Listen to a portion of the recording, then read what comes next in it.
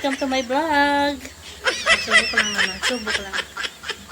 Dahil bukas na nga ang piyesta sa amin, may mga dumadayo talaga dito. Yung mga nagtatambol, may mga majorette, lahat talaga dumadayo talaga. And every year talaga na may piyesta talaga dito sa amin, ay may dumadayo na mga ganyan. Nagbabay-bye sila.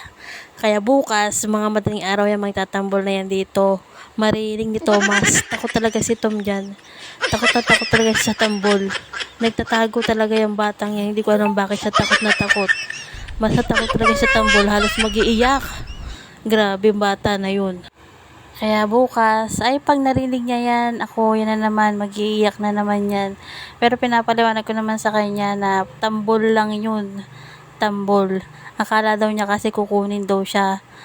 Hindi naman yun, tambol lang yun na kasi ang lakas daw kasi ng tunog.